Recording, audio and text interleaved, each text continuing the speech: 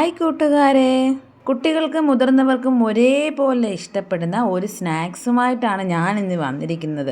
അപ്പോൾ ഇതിന് മുന്നിലത്തെ ഒരു വീഡിയോ സ്നാക്സിൻ്റെ ആയിരുന്നു. അത് നിങ്ങൾ ട്രൈ ചെയ്തു എന്ന് വിചാരിക്കുന്നു. അപ്പോൾ നമുക്ക് പോകാം വീഡിയോയിലേക്ക്.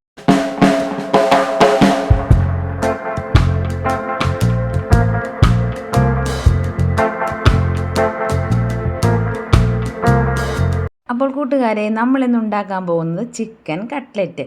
അപ്പോൾ കൂട്ടുകാരെ, ഇതെല്ലാവർക്കും ഉണ്ടാക്കാൻ അറിയാം, എന്നാൽ ഇതൂടെ കണ്ടു നോക്കുക. അപ്പോൾ ഞാൻ ചിക്കനിലേക്ക് 1/2 സ്പൂൺ മുളക് പൊടി, 1/2 സ്പൂൺ മല്ലിപ്പൊടി, 1/2 സ്പൂൺ മഞ്ഞൾപ്പൊടി, 1/2 സ്പൂൺ ഗരം മസാല, 1/2 സ്പൂൺ കുരുമുളക് പൊടി, പിന്നെ ആവശ്യത്തിനുള്ള ഉപ്പ്, ഇതെല്ലാം കൂടെ ചേർത്ത് നന്നായിട്ട് പുരട്ടുക.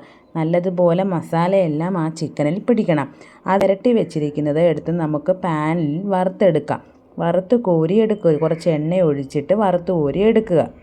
അങ്ങനെ നമ്മുടെ ചിക്കൻ എല്ലാം വറുക്കാൻ വേണ്ടിയിട്ട് ഞാൻ ഓരോന്നോരോന്നായിട്ട് ഇട്ട് കൊടുക്കുന്നുണ്ട്. സ്കിപ്പ് ചെയ്യാതെ കാണണം കൂട്ടുകാരെ, എന്നാലേ ഞാൻ ഉണ്ടാക്കുന്നതും നിങ്ങൾ ഉണ്ടാക്കുന്നതുമായിട്ടുള്ള എന്തെങ്കിലും വ്യത്യാസം ഉണ്ടോ എന്ന് അറിയാൻ പറ്റും. അങ്ങനെ ഇവിടെ നമ്മുടെ ചിക്കൻ ഒരു ഭാഗം ഇവിടെ വെന്ത് വന്നിട്ടുണ്ട്. അങ്ങനെ മറുഭാഗവും കൂടെ തിരിച്ചിട്ട് കൊടുക്കണം. ഞാനിവിടെ ഉപയോഗിച്ചിരിക്കുന്ന എണ്ണ തവിടെണ്ണയാണ് കേട്ടോ.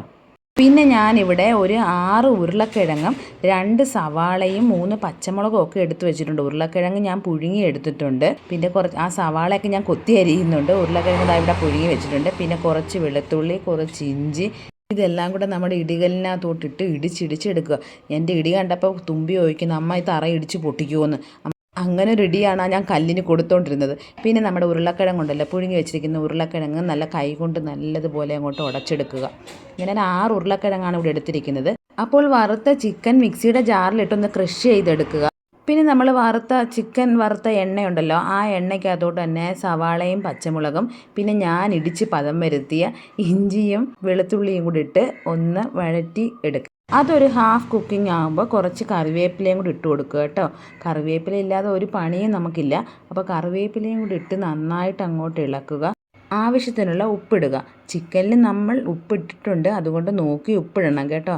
പിന്നെ അതിലേക്ക് പൊടിയെല്ലാം ചേർക്കാം. മസാല, മുളക് പൊടി, മല്ലിപ്പൊടി, മഞ്ഞൾപ്പൊടി, കുരുമുളക് പൊടി, ഗരം മസാല, ഇതെല്ലാം കൂടി ഇട്ട് നല്ലതുപോലെ അങ്ങോട്ട് ഇളക്കിയെടുത്തതിന് ശേഷം നമ്മൾ കുഴച്ച് വെച്ചിരിക്കുന്ന ഉരുളക്കിഴങ്ങും കൂടെ അങ്ങോട്ട് ചേർത്ത് കൊടുക്കുക.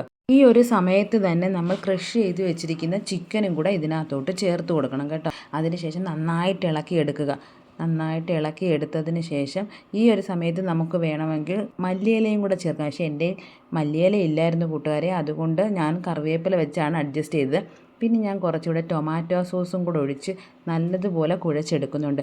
കൈകൊണ്ട് കുഴച്ചെടുക്കുന്നതാണ് ഏറ്റവും ബെറ്റർ. അപ്പോൾ നന്നായി കുഴഞ്ഞു വരും. ഇഷ്ടമുള്ളവർക്ക് കുറച്ച് ചിക്കൻ മസാലയും കൂടെ ഇതിൽ ആഡ് ചെയ്യാം കേട്ടോ. ചിക്കൻ കട്ട്ലറ്റ് അല്ലേ.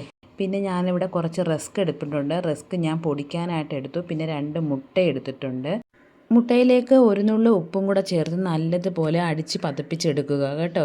നല്ലതുപോലെ അടിച്ച് പതപ്പിച്ചെടുത്തതിന് ശേഷം ഇനിയാണ് മെയിൻ പരിപാടി നമുക്ക് കിടക്കുന്നത്. ഈ മുട്ട അങ്ങോട്ട് അടിച്ച് പതപ്പിച്ച് മാറ്റി വെക്കുക. അതിനുശേഷം ഒരു പാൻ എടുത്ത് നമ്മൾ അടുപ്പത്തിലോട്ട് വെച്ച് കുറച്ച് എണ്ണ ഒഴിക്കുക. പാനൊന്ന് ചൂടാവട്ടെ. പാൻ നല്ലതുപോലെ ചൂടായതിന് ശേഷം കുറച്ച് എണ്ണ ഒഴിക്കുക. അപ്പോൾ നമ്മുടെ കലാപരിപാടി ഇവിടെ ആരംഭിക്കാൻ പോവുകയാണ്. മസാല എടുത്തു വെച്ചിട്ടുണ്ട്, മുട്ട കടഞ്ഞതുണ്ട്, പിന്നെ റസ്ക് പൊടിച്ചതുണ്ട്. ഇതെല്ലാം കൂടെ സെറ്റ് ചെയ്ത് വെച്ചിട്ടുണ്ട്. അങ്ങനെ മസാല കയ്യിലെടുത്തതിന് ശേഷം കട്ട്ലറ്റിൻ്റെ ഷേപ്പിൽ ഒന്ന് റൗണ്ട് ചെയ്തെടുക്കുക. റൗണ്ട് ചെയ്തെടുത്തതിന് ശേഷം മുട്ടയിൽ മുക്കി നമ്മുടെ ബ്രെഡ് പൊടിയിലും അങ്ങോട്ട് മുക്കി നല്ല തിളച്ച എണ്ണയിലോട്ട് അങ്ങോട്ട് ഇട്ട് കൊടുക്കുമ്പോൾ കട്ട്ലറ്റിൻ്റെ ഷേപ്പ് പിന്നെ റൗണ്ട് ഷേപ്പാണ്. പിന്നെ ഞാൻ ഷേപ്പ് ചെയ്തപ്പോൾ അത് റൗണ്ടൊന്നും ആയിട്ട് വന്നിട്ടില്ല കേട്ടോ. കറക്റ്റായിട്ടൊരു റൗണ്ട് ഷേപ്പിൽ കിട്ടാൻ നമ്മൾ കയ്യിൽ മസാല എടുത്ത് നല്ല ഒന്ന് പതുക്കി എടുത്തതിന് ശേഷം ഒരു ഡപ്പിയുടെ അടപ്പിലോ എന്തെങ്കിലും ഷേപ്പാക്കി ഇങ്ങനെ എടുത്തു കഴിഞ്ഞാൽ നല്ല റൗണ്ട് ഷേപ്പാക്കി കിട്ടും.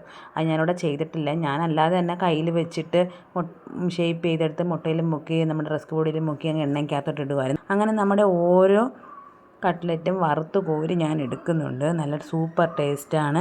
ഒരു തവണയെങ്കിലും ട്രൈ ചെയ്യാത്തവർ ട്രൈ ചെയ്ത് നോക്കണം കൂട്ടുകാരെ. നല്ല ടേസ്റ്റാണ്. പിന്നെ അല്പം നേരം തണുത്തിട്ട് ഇത് കഴിക്കാവുള്ളൂ കേട്ടോ. എന്നാലും ഇതിൻ്റെ ടേസ്റ്റ് അങ്ങോട്ട് കറക്റ്റായിട്ട് നമുക്കറിയാൻ പറ്റും. ചൂടോടെടുത്ത് വായി വെച്ചാൽ അതങ്ങ് ഇളകി താഴെ വീഴുന്ന പോലെ തോന്നും. പക്ഷേ ഇച്ചിരി ഒന്ന് തണുത്തതിന് ശേഷം ഒന്ന് കഴിച്ചു നോക്കുക. സൂപ്പർ ടേസ്റ്റാണ്. അപ്പോൾ നമ്മുടെ അടിപൊളി കട്ട്ലറ്റ് ഇവിടെ റെഡി ആയിട്ടുണ്ട്. എല്ലാവരും ഒന്ന് ട്രൈ ചെയ്ത് നോക്കണം. ട്രൈ ചെയ്തതിന് ശേഷം ഫീഡ്ബാക്ക് ഒന്ന് അറിയിക്കണം. അപ്പോൾ എല്ലാവർക്കും വീഡിയോ ഇഷ്ടമായെന്ന് വിചാരിക്കുന്നു. പുതിയൊരു വീഡിയോയുമായി ഞാൻ വീണ്ടും വരുന്നതായിരിക്കും. Okay, bye bye, Tata.